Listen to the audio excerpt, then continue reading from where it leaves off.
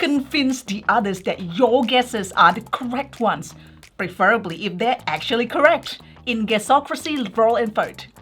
And today we'll be teaching you how to play Guessocracy Roll and Vote, game designed by Yoshihisa Itsubaki and published by Hobby Japan. And hey everyone, it's Stella. And Tarrant, welcome to Meeple University. And hey, if you enjoyed this video after watching, like, subscribe and comments, you know what to do. Right, now let's get to the classroom. In Guessocracy Roll and Vote, players are politicians trying to blow with the winds of public opinion. Round by round, you'll roll dice representing the opinion polls, and with only a brief period to assess public opinion, must take your best guess at what was popular and what was not. Did you correctly guess which number was most and least rolled? Well, maybe you did and maybe you didn't. Ultimately, in the politics game, it's who's in the majority, more so than who's correct, who might get the best popularity. To set up the game, give each player 2 dials, one large and one small, as well as 3 popularity. Keep the rest of the popularity in supply piles for later use. In the centre of the table, place the bottom of the game box, the covering cloth, and the 14 dice. They're large and small and in different colours, but they're all standard 6-sided dice with one exception, a large pink die that has 2 1s and no 6s. Also in the centre, place the 2 objection sticks, one large and one small. You can keep the additional rule cards aside for now. Those aren't used in the basic game. Choose one player to be the starting chairperson and you're now ready to play. Guessocracy is played in rounds, and each round is played in phases. The survey phase, the voting phase, and, in some cases, the objection phase.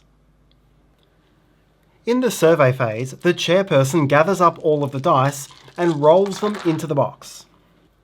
All players, including the chairperson, quickly look at the die faces to try to work out what's been rolled, while simultaneously the chairperson counts down from 3 and covers the box as soon as the countdown is finished. It's now time for the voting phase. Without looking again under the cloth, all players secretly use their voting dials to cast 2 votes, one for the most frequent number and one for the least frequent number. Upon finishing your votes, place your dials face down until everyone is done. So, which numbers are you going to select on your dials? Well, there's 2 ways to score popularity in Guessocracy, by being correct or by being in the majority. And let's take a peek under the cloth to learn what both of these mean. Normally, you won't yet look at the cloth until the votes are revealed. On the large voting dial, you can vote correctly by choosing the number which appears the most times on dice. If I now organise these dice, you can see the most common die faces are 2, 3, and 4. In the case of a tie, it's the higher valued die face which breaks the tie. So in this case, the correct value for the large voting dial is indeed 4.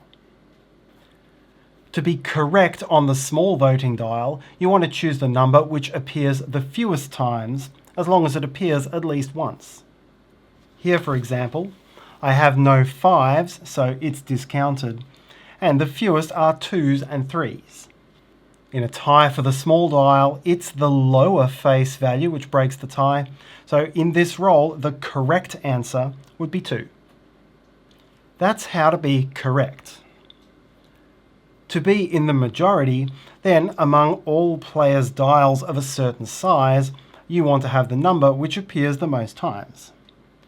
If tied on the large dial, then again it's the higher face value which breaks the tie, so here 5 is in the majority. If tied on the small dial, it's the lower face value, so here it's the 2. So now, how do we resolve the voting phase? We've gone back to the point where the dice are covered and each player has cast a vote on both dials. Now do the following.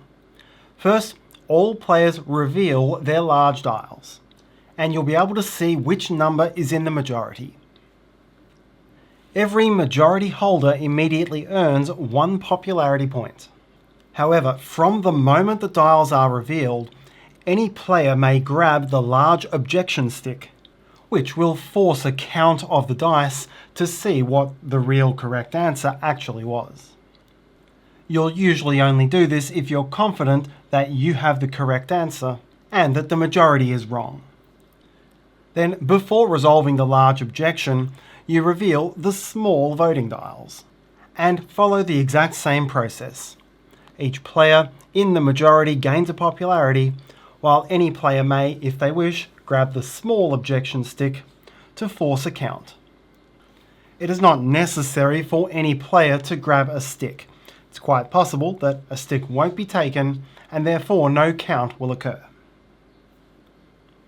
If one or both sticks were taken, resolve the objection phase, first for the large stick, then for the small stick. For each stick, first check whether the player who took it was in the majority. If they are, here the large dial majority is 5 and this player is in it, then the general public is going to wonder what you as a politician are doing. Objecting to your own majority, what a foolish politician you are. You lose 4 popularity, or as much as you can if it takes you down to 0. If you're not in the majority, then check whether you have enough popularity to object. You need to have at least 3 popularity currently in your score, otherwise you simply don't have enough political clout to even raise an objection in the first place. If you don't have enough, simply return the stick. You won't resolve the objection for that dial. If you pass both of those checks, then it's time to count. Reveal the dice and determine the true correct answer. If the correct answer matches the majority, then you've raised an invalid objection, you've harmed your credibility, and you lose 3 popularity. However, if the correct answer does not match the majority, so here for the small stick objection, the correct value is 4, but the majority was 2, then this is a correct objection. The objector gains 1 popularity as reward for the correct objection. Those who were in the majority lose 1 popularity. This is the popularity they just gained for being in the majority. And finally, all players who made a correct vote gain popularity equal to the number of dice in the box which match that value. That means both the objector and non-objectors could benefit from an objection. Do note, the same player can take both objection sticks in the same round. However, that player must have 6 popularity before revealing the box to be allowed to resolve them. If the player has between 3 and 6 popularity, the small stick is returned and not resolved.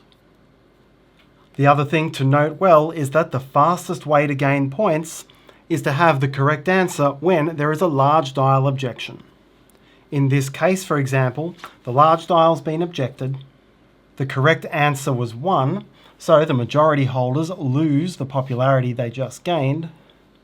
The objector gains 1 popularity for the correct objection, but it's this player who correctly played the 1 who gains 5 popularity for the 5 ones in the box. Once the round is fully resolved, whether there was an objection or not, return the objection sticks to the middle and rotate the role of chairperson 1 step clockwise, giving that player the covering cloth and the box. You'll now resolve the next round in the same way. The game ends after playing enough rounds that all players have been the chairperson once, or, in the case of a 3-player game, have been the chairperson twice. The player with the most popularity wins, and in the case of a tie, victory is shared.